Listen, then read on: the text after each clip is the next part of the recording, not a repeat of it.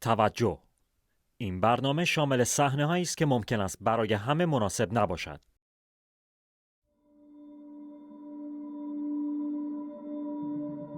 پیشوای آلمان.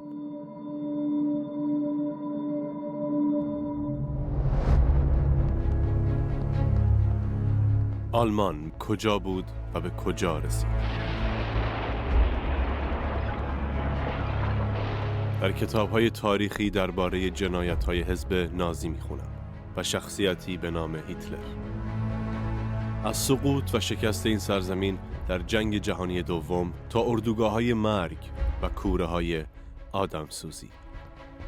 از تفکر و اندیشه حزبی که تنها به یک نژاد برتر اعتقاد داشت و در این راه تمام مخالفان و دیگر باشان رو از بین می‌برد. تاریک ترین فصل در تاریخ این سرزمین چه تأثیری بر نسل‌های آینده آلمان گذاشته و یک آلمانی امروز درباره گذشته تاریخی خودش چگونه فکر می‌کنه؟ در آغاز به اصلی ترین محل جنایت رفتم، به کشوری که در جنگ جهانی دوم توسط آلمان تسخیر شد و در شهرهای مختلفش اردوگاه‌های مرگ ساخته شدند. لهستان. اولین ایستگاه سرشناس ترین اردوگاه آشویتس. اردوگاهی که آلمان در سال 1939 بعد از حمله و تسخیر لهستان در سال 1940 افتتاح کرد. در آغاز از این اردوگاه به عنوان زندان استفاده می شد. زندانی که فعالین سیاسی و روشنفکران لهستانی را در دل خودش جا داده بود. اما بعد از گذشت یک سال سایر گروه‌ها و عناصر مخالف از ملت‌های گوناگون به اینجا فرستاده شدند. در آشویتس همراه با راهنمای میراث به دیدن این اردوگاه رفتم. گروه فیلمبرداری ما اولین گروه فیلمبرداری ایرانی است که از این مکان مستندی تهیه می‌کند. Taken 1941 in Berlin, it was decision about the final solution of Jewish question. Final solution, and it means that Nazi authorities decided to kill the whole population of Jews who lived at the time in Europe. At the time it was enough for two grandparents Jewish and automatically sentenced to death as a Jewish man or woman. So 11 million people. Pay attention what it means. Look at the demographic map of present Europe now. Now, 70 years after that, we have only 11, maybe 12 countries in Europe, which is more than 11 million citizens.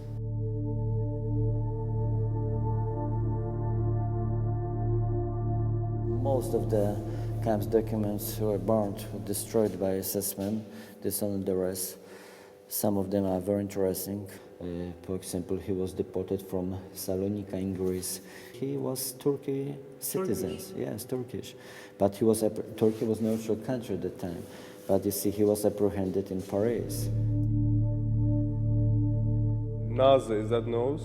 Yeah, this shape. A lot of information here will describe the appearance of a person.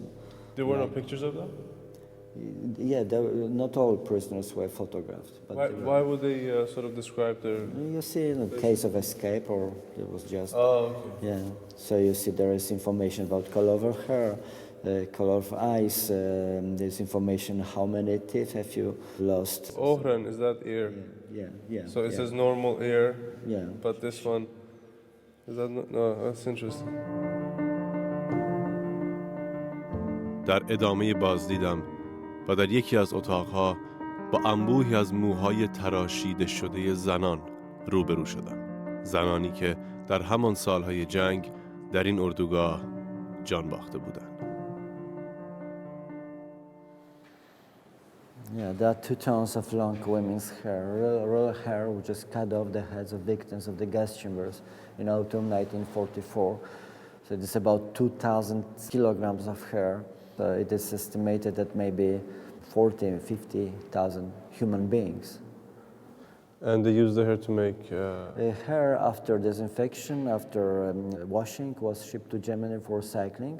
And there are products over there in the next showcase. There are products which are produced from long women's hair. This fabric was in 40, maybe in 50% made from long human hair. Elements of stocking, socks were produced from hair, sheep robes, and many other products were made from hair. شرایط سخت و طاقت فرسای زندگی، خشونت مأمورین اردوگاه، کار اجباری و گرسنگی بسیاری از ساکنین این اردوگاه رو از پا میانداخت. در چنین شرایطی اگر کسی قصد فرار از این اردوگاه رو داشت، در بسیاری از موارد به محل مرگ سپرده میشد. سلولی که تا آخرین نفس در آن اسیر میماندند. A part of the regular cells, you can find here a special kind of cells like this one. This is one of starvation cells. Starvation. Yeah, because there was a period in history of Auschwitz that 10 hostages were selected from escapee work unit on living block. And additionally, when escapee was Polish, his family was apprehended and executed by the wall of death. غم‌انگیزترین نقطه اردوگاه محل نگهداری کفش‌های باقی مانده از کودکانی است که چون کوه تلمبار شده است. کفش‌های بچه‌هایی که بعد از جدا ساختن آنها از خانواده و یا سرپرستانشان به بهانه فرستادن آنها به حمام‌های عمومی به سالن‌های گاز برده شدند تا به قتل برسند. کودکانی که بدون شک نمی‌دونستند به چه دلیلی دارن کشته میشن. هنوز سایه سنگین و شوم مرگ را در این محل میشه حس کرد. فردا بار دیگر همراه با راهنمایم به ادامه بازدیدم از آشویتس میپردازم. در بزرگترین اردوگاه مرگ، برکنو.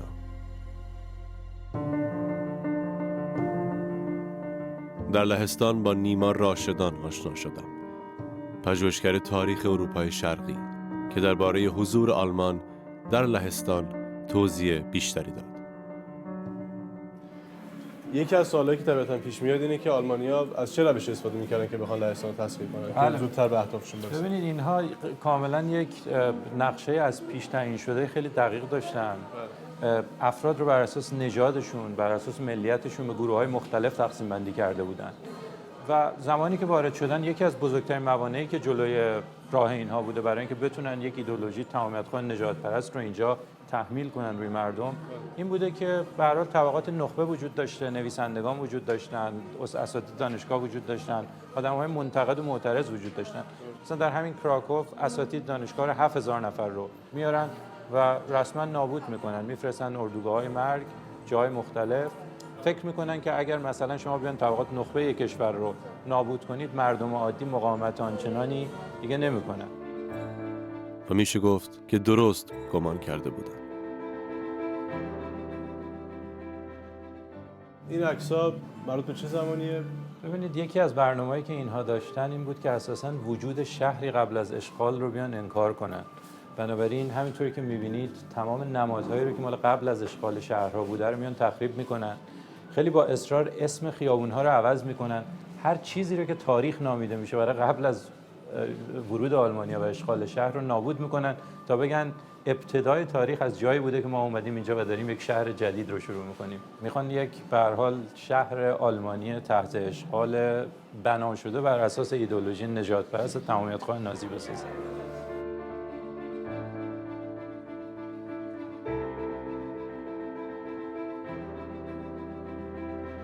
خب یه عده طبیعتاً مخالفت میکردن، مخالف بودن. تعدادی که نه بی تفاوت بودن، زندگیشون سعی میکردن به صورت عادی ادامه بدن، اونها چه برخوردی باشون؟ ببینید به هر حال جدا از سختی‌هایی که بر دوران جنگ بوده و اشغال بوده و اینها، یک آدمی که بی تفاوت بوده نه اولا ممکن بوده که خیلی بی تفاوت باشه با اینکه اسم جدید خیابون‌ها رو استفاده کنه، اعتراضی نکنه به اینکه همسایه‌هاشو که تا دیروز با هم زندگی می‌کردن و با هم بچه‌هاشون مدرسه می‌رفتن یهو همه ناپدید شدن. کاری نمی‌کردن و میگفتن ما زندگی خودمون رو می‌کنیم، دنبال دردسر نمی‌گردیم. تا دیروز اسم این میدون رو میگفتن میدون فلان چیز لهستان، از امروز میگن میدون آدولف هیتلر. ما آدولف هیتلر رو به کار می‌بریم، چه فرقی می‌کنه؟ یاد اسم جدیدش یاد می‌گیریم. بله. پروسه پاکسازی نژادی نازی‌ها پروسه‌ای برنامه‌ریزی شده و قدم به قدم بود.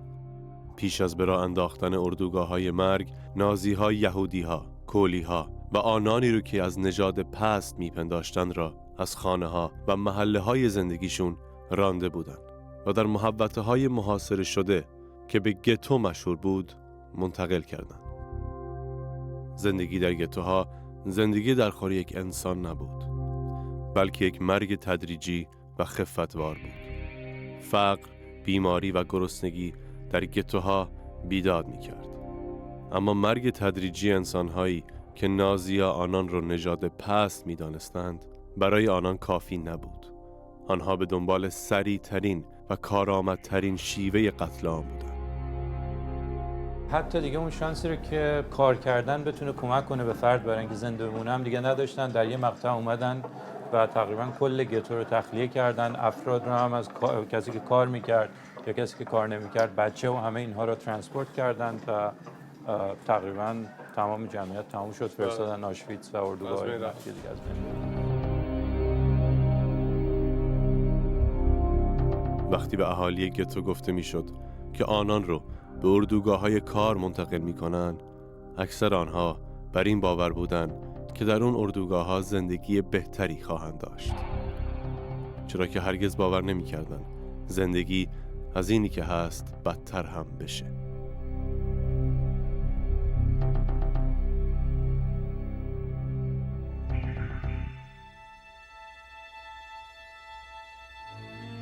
و اما بزرگترین اردوگاه مرگ، برکنو در آشویتس.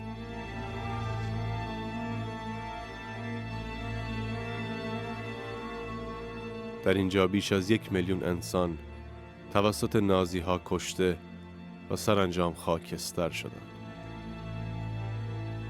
فاجعه‌ای که به اعتبار نام انسان لطمه زده و نشان داد که آدمی تا کجا میتونه سقوط کنه.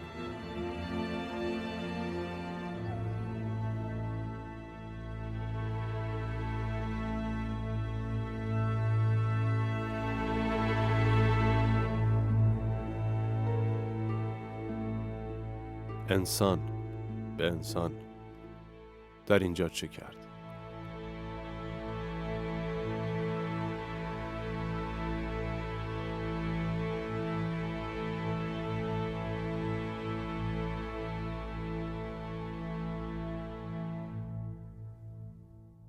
Transport arrived here, people left the shuttle cars, and then SS officers, doctors, among them they stood here, and then everybody had approached SS doctor and he decided about your life. They decided how the newcomers will be killed. Immediately in the gas chambers, who will be sent to the concentration camp as a prisoner. But those who arrived, did they understand the procedure? Did they know what to expect? They were informed before they were deported here that they are going to start a new life. Even when they had some rumors about mass extermination, they didn't want to believe. It was too much.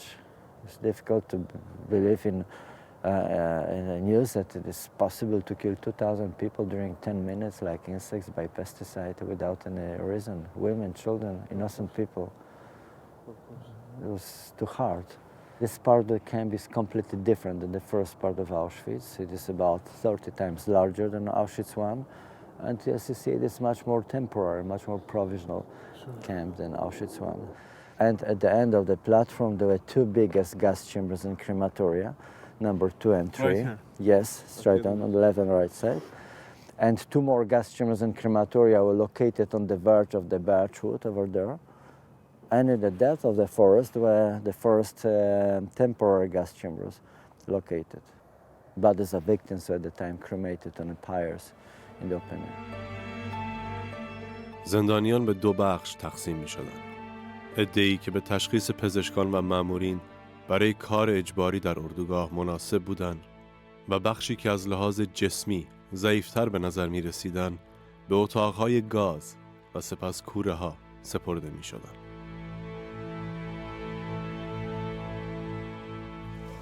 So you see the ruins of crematorium number 3.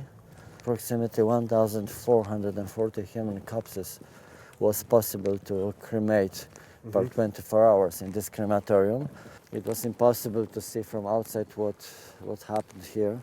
Crematorium blown up by assessment several days before the liberation. So you arrive, Yeah, work this yeah, way? yeah. Most of the victims, they have spent in the camp few hours, 2 or 3 hours. That's it. What's the longest someone's been able to survive in this camp? From the very beginning to the end. You see, somebody had to operate the best post in the camp. The best post means kitchens, warehouses, workshops, administration. These people had a chance to survive later. Very important was to have good work inside, under the roof, in contact with heating system, contact with food. When you have good work, you could think about future.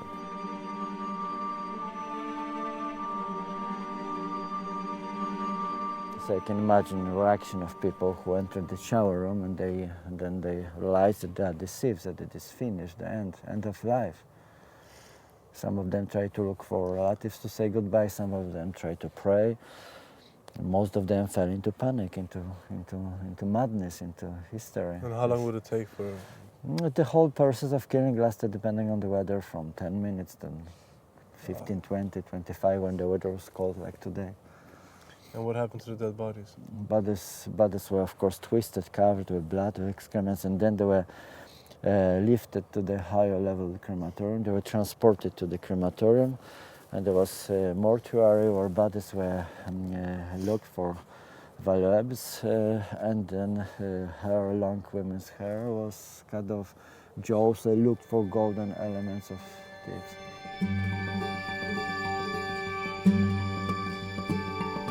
از میروسلاو میپرسم از بین آنانی که از این اردوگاه آزاد شدن آیا هیچ کس برای تجدید خاطرات به اینجا برگشت؟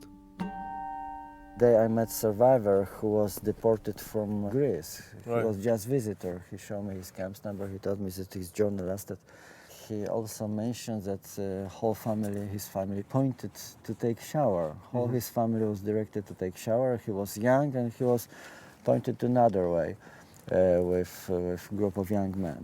He told me I was so angry they will have shower. What about me? Why they punched me so away? I was dying because of lack of water, and I wanted to take shower also. And then a few days later, in the main camp, he was enough there to ask somebody, where is a camp for Jewish families? And this asked man, he answered with iron smile, you see this black smoke over there? This is your family. And this is your exit from the camp, only exit. So try and imagine somebody who received such information. But he survived. بعد از پایان جنگ و شکست نازی‌ها، آلمان برای از بین بردن کوره‌های اردوگاه آشویتس آنجا را منفجر می‌کنه. ابزار و وسایل کوره‌ها رو به آلمان منتقل می‌کنه و تنها آجرهایی که مربوط به اون کوره‌هاست باقی می‌مانند.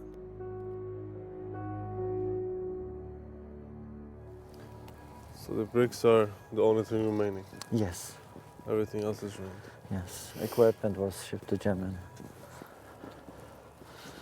So this is one of the places they lived in? Yes, this is one of the first barracks which were erected here at the beginning of 1942. So you see 4 or 5 even people slept on one level Here? that way, yes, vertically. They had handful of straw on naked boards, or later they equipped in straw mattresses. Usually one blanket for 2 people, 2 prisoners. One blanket for 2 people? Yeah. How could they, I mean, in winter time, how was that possible? It was the same like now. Because now it gets colder than this. Winter is cold in Poland. There was heating system in the barrack, but it was inefficient. Barrack was rather heated by temperature. Bodies of people were crowded here than by the heating system. And what did they put here? Was there? There was on the lowest level the newcomers slept. The They slept people on this? less experienced. There was also living. It's a place where they slept.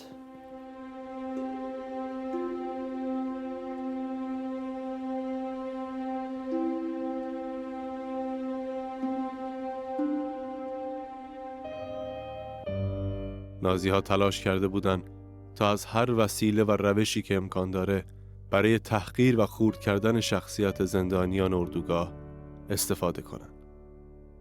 مجبور کردن آنها برای استفاده گروهی از توالت‌های عمومی بدون کمترین امکانات بهداشتی نمونه‌ای از برنامه‌های آنها بود.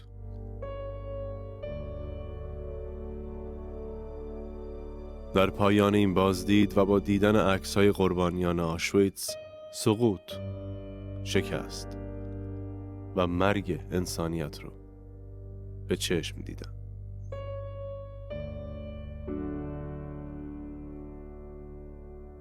مردم آلمان چگونه تونستن خاطره و آثار این جنایت فراموش نشدنی رو که بخشی از تاریخ آنهاست از سر بگذرونن.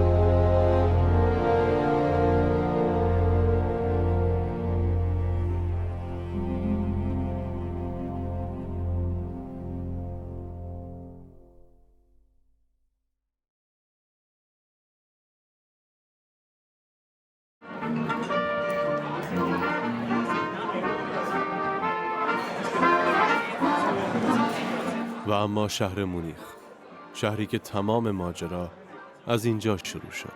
شهری که هیتلر همراه با اعضای حزب نازی برای قریب 3000 نفر بارها سخنرانی کرده بود. سالن‌های آبجو فروشی محل بحث و گفتگوی مردم آلمان بود. در این شهر به دیدار دکتر مگنوس برچکن رفتم که درباره سنت تجمع مردم آلمان برای بحث و گفتگو در این آبجو فروشی ها که هنوز هم باقی است گفت. البته اینجا تنها مکانی نبود که نازی ها در آن جمع می شدن. ویژگی این مکان اما اینه که نازی ها منشور خودشون رو که مانندی سند مقدس بود و اعتقاد و اجرای آن را ابدی و ازلی می دونستند در این محل به تصویب رسوندند. It wasn't really kept a secret. I mean, they were free enough to sort of sit there and talk about this. Yeah. There was no. This was It wasn't quite behind closed clear. doors. Yeah. No, quite the opposite. The idea was to bring this into the wider public and to make this the basis and the starting point of a great political movement that would take over the political power in Germany in the long run. They very much believed in what was set down in these 25 points. It was some sort of a political religion, you might argue, similar to other political parties and movements at the time, which also assumed that they had some sort of key to history. That was also the basis with this party. They thought they have a key to history, and if everything is going along to their arguments, they will come to political power, and this will solve all those problems they thought and argued which Germany would suffer at this time. Of course. هیتلر در همین شهر مونیخ و نزدیک همین آبجو فروشی دست به یک کودتاه نافرجام زد. نیروهای امنیتی در محل تجمع نازی‌ها قرار می‌گیرند و بعد از حمله به آنها هیتلر و برخی دیگر از سران نازی دستگیر میشن. Here is where the clash took place, from this very place where Hitler, Ludendorff and others are standing behind these barbed wire provisionally fences, which is, so to speak, the photo, one of the few photos which have survived from this putsch. And then at this place, at the Feldherrnhalle, the putsch was brought down more or less. And that's where Hitler and others and Goering were injured. So they were fleeing the city and went to the countryside, and the putsch was brought down. هیتلر بعد از این اتفاق به مدت 9 ماه در زندان لانزبرگ به سر میبره و کتاب معروف نبرد من رو در زندان می‌نویسه. پس از آزادی از زندان، هیتلر به این نتیجه میرسه که به جای استفاده از روش‌های غیرقانونی از طریق انتخابات آزاد به قدرت برسه. در ادامه از یک تاریخدان دیگر، یوآو سپیر، درباره چگونه به قدرت رسیدن هیتلر پرسیدم و اینکه کجا و چه زمانی رو میتونیم نقطه شروع به قدرت رسیدن هیتلر به حساب بیاریم. So after Hitler leaves prison and has revived the Nazi party, it takes time for him to really be successful because at first nobody's really interested in what he has to offer. But the economic crisis in 1929 that makes so many millions of Germans unemployed and basically ruins the whole country almost, gets people interested in extremist ideas in anti-democratic parties, the Communist Party and the Nazi Party. Democratic parties are in the minority, and because of this political crisis then, 9 different administrations basically replaced each other before Hitler eventually becomes the new chancellor on January 30th, 1933. And that was a compromise that the democratic parties had to do in order to have some sort of majority. They were willing to cooperate with Hitler, so they would not have to cooperate with the communists. 1 month later, on February 27th, 1933, the Reichstag building, the parliament building in Berlin is burned. We don't really know how it really happened, but Hitler uses that as an excuse to start the political persecution in concentration camps, specifically of leftist parties, the communists, the social democrats, to a certain extent, the socialists. So it was actually a process. There is no one point where we can say Hitler got to power on that date. It was a process over the course of about 100 days. و این چنین نازی ها و هیتلر به قدرت رسیدند. نورنبرگ میزبان بزرگترین گرد همایی های نازی ها بود. میدانی که بیش از 1 میلیون از نیروهای آدولف هیتلر در هنگام سخنرانی در برابرش می ایستادند و چنین مراسمی رو سمبل وحدت و وفاداری مردم آلمان با رهبرشان هیتلر می دونستند. شهری که تفکر نازیسم در آن به قدرت رسید و تاریخ ساز شد.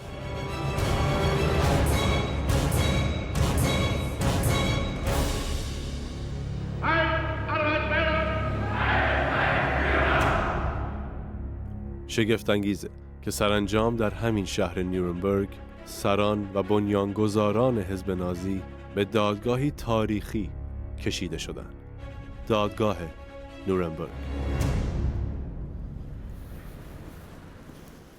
This is where it all happened. Yeah, this is the courtroom, the historic courtroom 600, the place where the Nuremberg trials took place.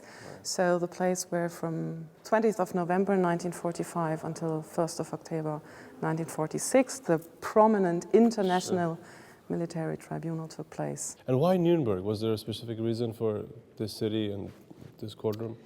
Well, at first sight, it seems obvious that Nuremberg was chosen for the symbolic reason of being the city of the Nazi Party rallies and the city of the racial laws. And the first level of the decision was a political agreement mainly between the Soviet Union and the United States of America, because they both wanted to hold the trial in their occupation zone. In the end, the Americans were the ones who got it. The United States were in charge of finding a place that could hold such a trial. You have to imagine between 1,000 and 2,000 staff members coming to work here. You would need housing, you would need all the infrastructure. And so they ended up here because this court, this Palace of Justice, had survived the war more or less undestroyed. And a very, very important aspect was the security aspect. Right behind the Palace of Justice, until today, there is the prison of Nuremberg. So it was, you only had short distances to bring the defendants from their cell into the courtroom. از خانم زندگراف مدیر نگهداری از اسناد دادگاه میپرسم نظر مردم آلمان درباره محاکمه نورنبرگ در آن زمان چی بود؟ It got accepted in a sense, they saw the necessity. They probably saw it much more in a sense of it's good that those people are put on trial who are responsible for this, that means our situation today, our children starving, we don't have no housing, and all these things. So this completely destroyed Germany. یک ماکت از دادگاه 1945 در طبقه دوم این ساختمان همچنان موجوده. همراه با خانم زندگراف به طبقه دوم رفتیم. This wall over here is the wall we are actually standing in front of here. Right.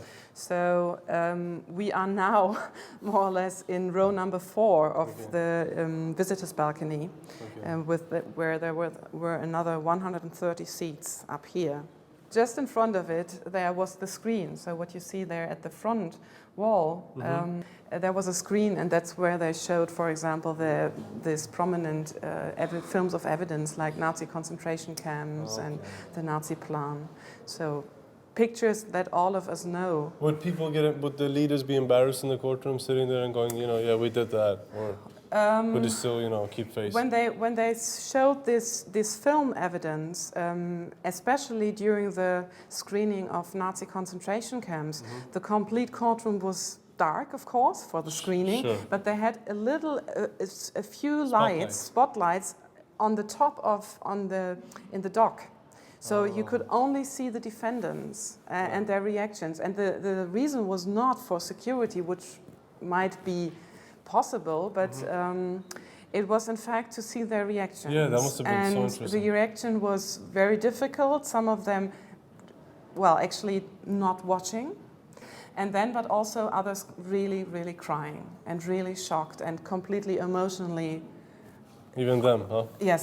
So, and there was a psychologist who was present during the whole trial, and who also, after the sessions in the courtroom, he went over to the prison and he had interviews with the defendants.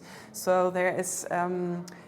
From his diary, from his interviews with the defendants, probably I would say the most impressive day is the day of the screening of the film, because he had these interviews, and some of them even hours after the screening in their cells were completely shocked. So over there, the prison of where the defendants were kept during the trials, they installed a wooden corridor that went from the end of the prison wing through the wall, and then to the back side, actually right down here on the base, on the ground, into the building, and from the base brought through an elevator directly into the courtroom. عده‌ای از متهمین اون دادگاه در زندان خودکشی کردند. Some of them committed suicide in the cells. How's that even possible? Because they usually take everything away from the prisoners. Yes, the suicides were possible. Well, actually, they were possible in the beginning, because the standard, after the first suicide, when Robert Lai, who was the most prominent person who committed suicide, after he had committed suicide, the security standard was raised. The defendants were 24 hours guarded. Okay. So during 24 hours, there was a guard in front of their cell door. There was a small window in the door, so it was always open. And during the night, they put in a light. So during the defendants never had a dark night. So, and when they were sleeping, they always had to turn their face to the door, so that the guard could see them. And if they you are moving when you're sleeping. So when they turned, the guard went in, wake them up, and so they had to turn again. دستگیری مخالفین، سوزاندن کتاب‌ها، انقلاب فرهنگی، سرکوب اتحادیه‌های کارگری، رفراندوم 90% و حالا کریستال ناخت، که از مجموع حملات نازی‌ها به مراکز یهودی نشین بود. با دکتر کریستوف کروتزمولر در یکی از خیابان‌هایی که نازی‌ها به آن حمله کردند، قدم زنان گفتگو کردیم. We are going to a place where a rather famous photo was taken showing the cleaning up of the devastation right after the pogrom. The thing the Nazis learned is that if you let the mob use violence and if you let them smash windows, the state loses. The state loses, of course, taxes. The state hasn't got the income anymore, and of course the state really can't participate in that plunder. And so that's the point where the Nazis then decide, okay, we have to organize. Right. There must be a better way. Yeah, there must be a better way. We have to organize the persecution. Right. And from 1933 to 1938, mainly the persecution was local. So it's the local Nazis pushing, like from there, you know. And as of the Crystal Night or the pogrom, it's the bureaucracy, the state coming in, saying we are organizing it in a bureaucratic way so that we get the maximum income from the persecution. And the other thing, of course, they learned is that don't do it in Germany. You know, like don't kill people in Germany. The Germans don't really respond happily to it. So they take it away, and that's when Poland comes in.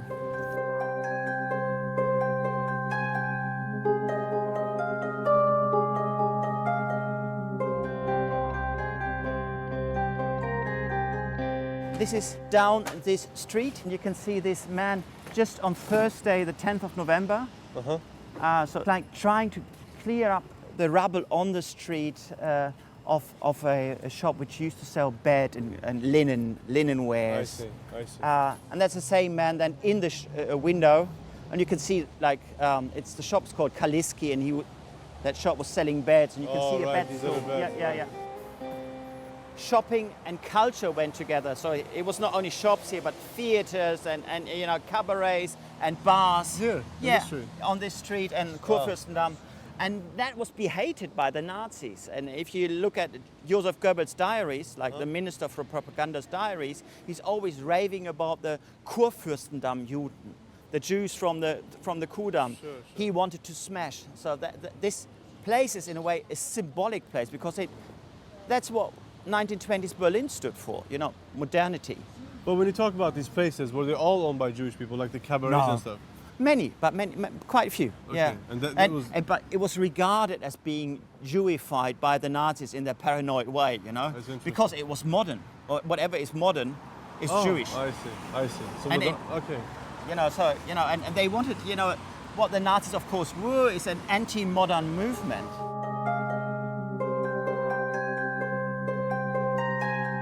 Being afraid of modernity because you can't cope with modernity, because it's, you know, it's new. Too much to handle. Yeah. So you'd rather smash windows. People like what's familiar to them, don't they? Yeah. Close-minded people, maybe. I'm afraid so. All right. Okay. به دیدار آقای پرویز دستمالچی رفتم. نویسنده، مترجم و پژوهشگر ایرانی ساکن آلمان.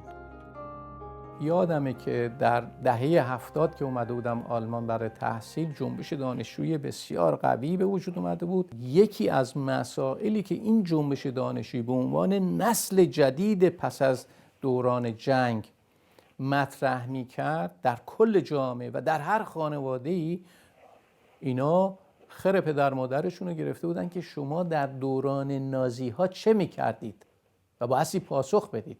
و خب میشد فهمید که تقریبا اکثر اونها همکاری میکردن با اون نظام اینا، و این موجب یک دگرگونی بسیار پایه‌ای از نظر فرهنگی در جامعه شد. همه مردم آلمان حامیان هیتلر و نازی ها نبودند. جنبشی به نام روز سفید توسط دانشجویان و یکی از استادان دانشگاه لودویک و مکسیمیلان در شهر مونیخ پایه‌گذاری شده بود.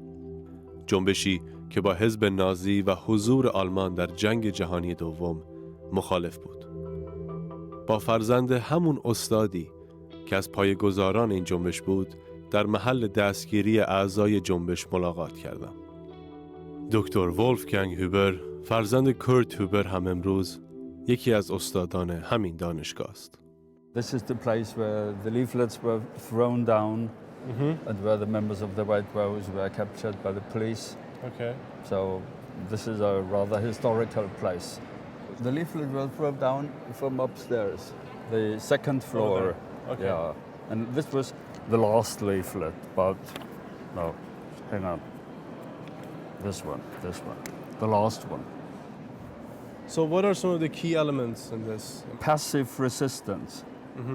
So in the ammunition camps, etc., you could make passive resistance. Right. Just not do anything. Okay. Or, for instance, a sentence like, Hitler cannot win the war. He can only make it last longer. Oh, I see. Which was one of the very kernel sentences. And it turned out to be true. Yeah, right. Or do something unless it is too late. And this was a leaflet that wrote my father. It's about the 10th or 8th of February in 1943. Okay, all right. I see. All right. How did the whole establishment start off? How did they get together? How did they sort of...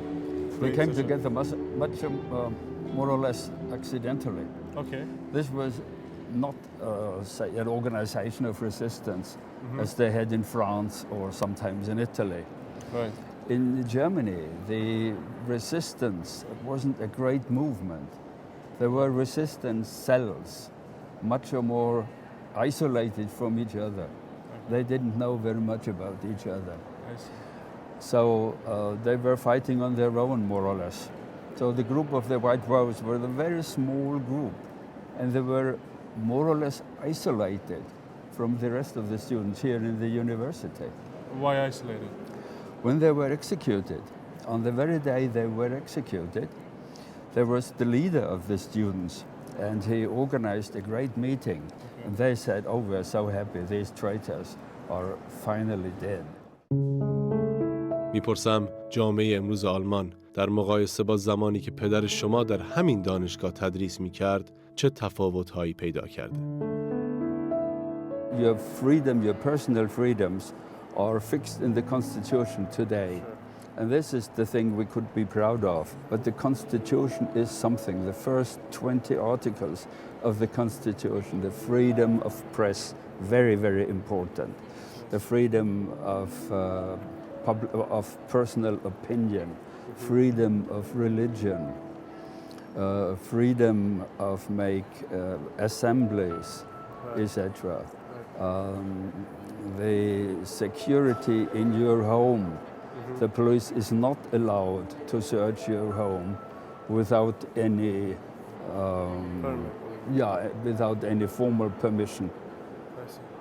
So these are the things which are really the legacy of the White Rose.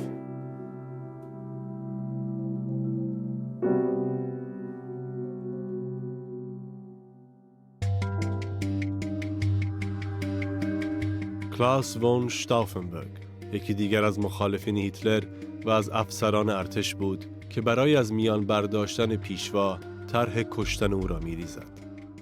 به دیدار دکتر کلاوزه رفتم، تاریخدان و مدیر مرکز یادبود مقاومت آلمان، جایی که دفتر کار شتافنبرگ هم بود.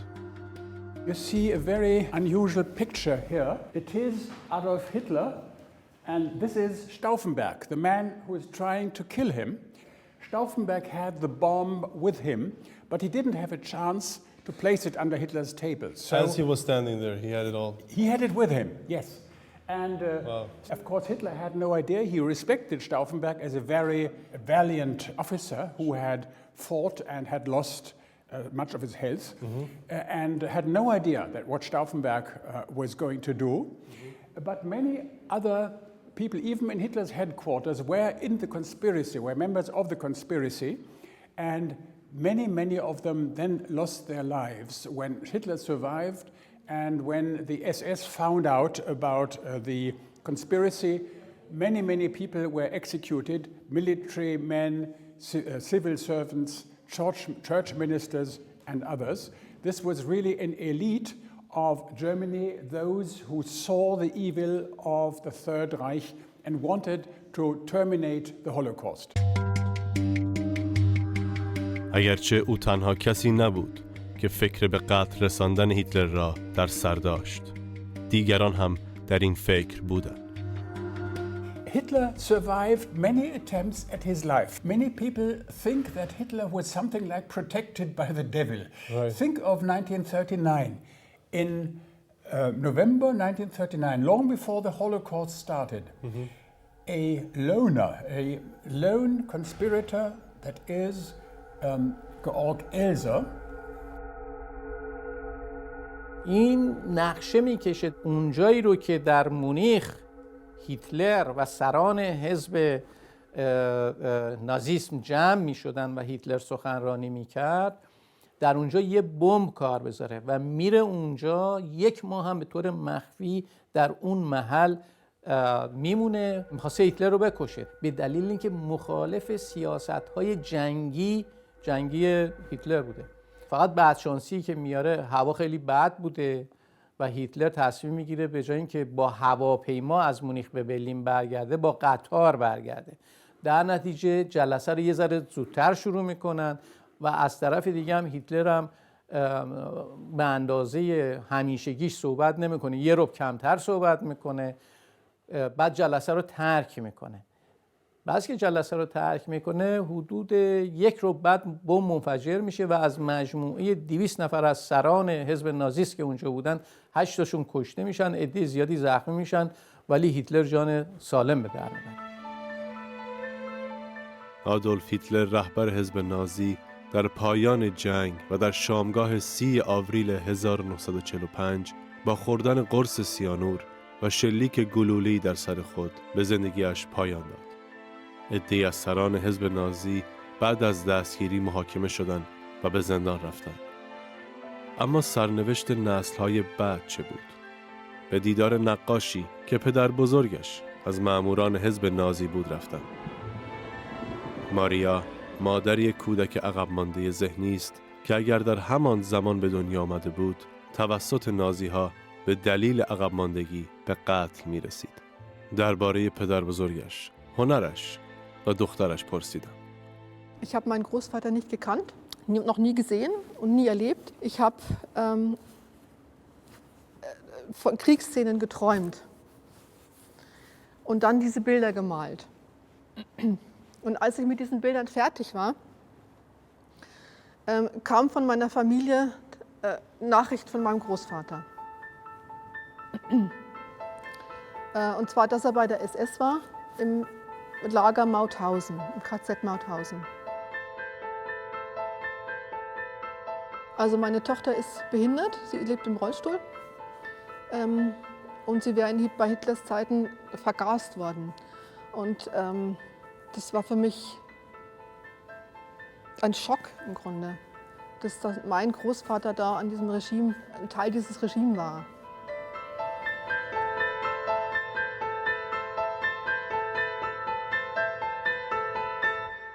در دوران نازیسم قانونی گذروندن که بیمارستان موظف بودن تمام بچه‌هایی رو که به یه دلایلی ناقص به دنیا می اومدن، حالا مهمم نیست چقدر ناقص به دنیا بیان، به دولت آلمان، به مرکزی رو که در برلین در بخش منطقه تیرگارتن تحت عنوان T4 به وجود آورده بودن، اینا رو بررسی میکرد و مجموعه اینها رو از خانواده ها، از بیمارستان ها، از جای دیگه میبردن و به قتل میرسوندن و در اون زمان هنوز با گاز سیکلون ب عمل نمیکردن، بلکه با گاز کربونیک، یعنی اینا رو میکردن توی اتاقی، بعد یه ماشینی رو روشن میکردن و یا تانک رو بعدن از تانک استفاده کردن، لوله گاز کربونیک رو از اگزوزش وصل میکردن تو این اتاقا و این افراد بیگناه رو به دلیل نقصی رو که طبیعت بهشون داده بود میکشتن. و خب در این موردم فکر میکنم حدود 200,000 نفر از این افراد رو فقط کشتن. امروز ترکیب نمایندگان مجلس آلمان به آن شکلی نیست که هیتلر میخواست.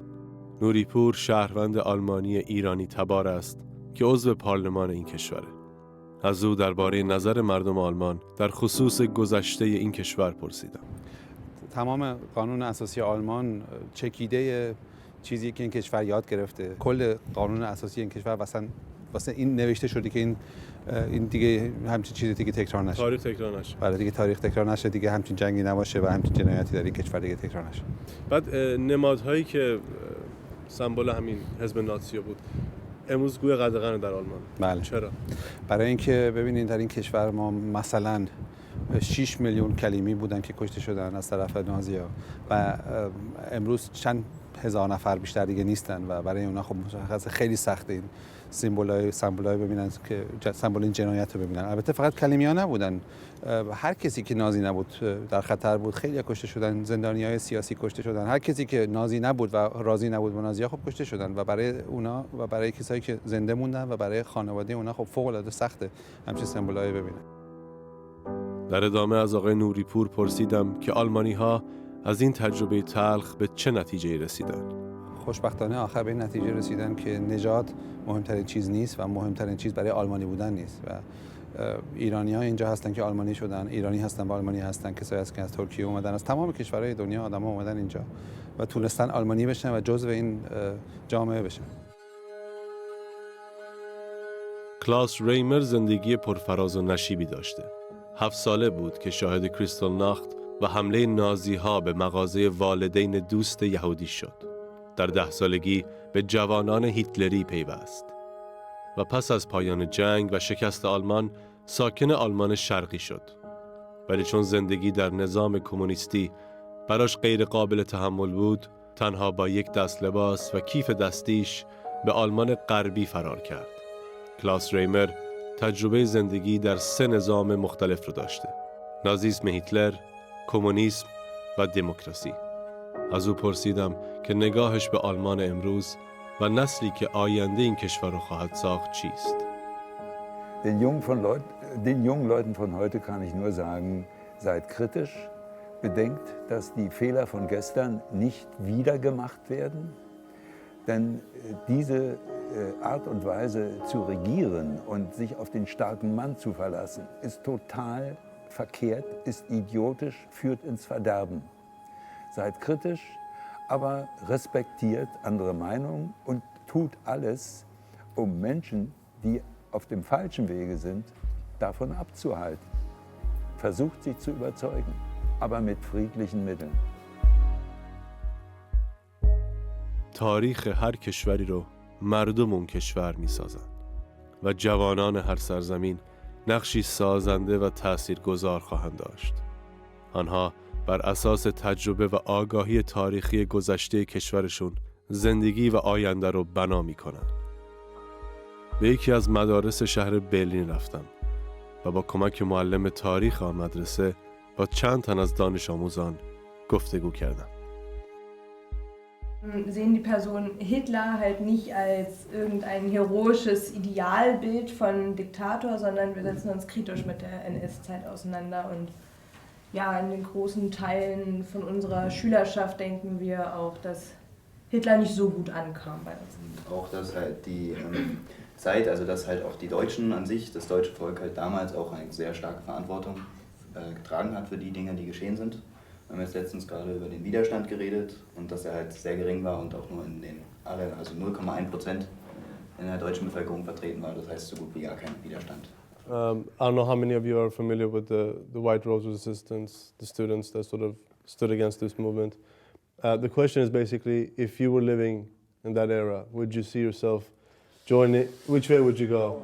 That's a hard question, isn't it? Also die Anziehungskraft der Nazi-Propaganda beziehungsweise was auch die Hitlerjugend ausgemacht hat, muss ich ganz ehrlich sein, wäre ich wahrscheinlich auch dort gewesen, weil es halt einfach für Jungs damals, kleine Jungs, natürlich cool war. Man hatte ein Messer, man konnte spielen, man konnte kämpfen.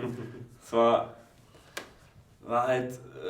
halt so, also da muss ich mich, auf jeden Fall kann ich mich, denke ich, nicht ausnehmen. Aber natürlich betrachtet hätte ich das durchblickt. So, dann wäre ich auf jeden Fall nicht dort gewesen. Aber wie Betty schon anfangs erwähnt hat, es ist sehr schwer, sehr, sehr schwer, solcher gut gemachten Propaganda zu widerstehen. Wer weiß, wie wir da gedacht hätten. Unsere Eltern hätten uns anders erzogen, wir hätten andere Einflüsse gehabt. Wir hätten damals auch noch keine Medien gehabt wie das Internet, um uns wirklich auch eigene Meinung zu recherchieren, zu bilden und uns dadurch auch viel schneller zu vernetzen. Und man könnte heutzutage eine Gegenbewegung viel schneller starten als damals. So, und damals wären wir wahrscheinlich mit 12 in die Hitlerjugend gekommen und das wäre es dann gewesen. man kann schon sagen, es war schon ziemlich clever, wie Hitler das gemacht hat, das Volk so zu manipulieren.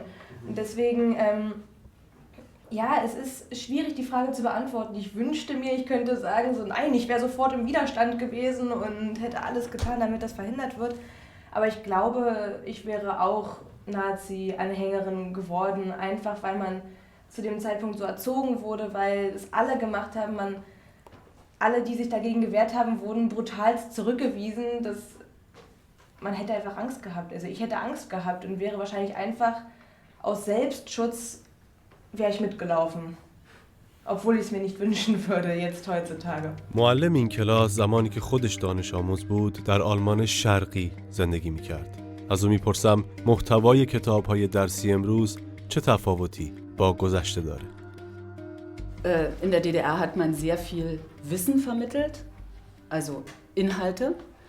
Heute will man Wertungen, Meinungen, Problematisierungen, eigene Positionen, die nicht so interessant waren. Also der Unterricht läuft auch anders ab. Man hat ja in DDR-Geschichtsbüchern zum Beispiel kaum Quellen gehabt, eigentlich gar nicht.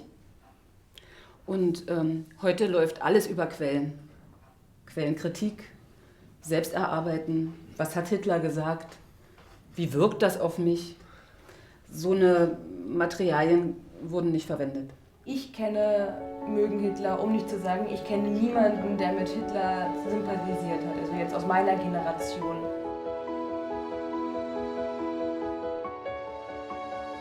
پایان سفر اما تلخ نبود.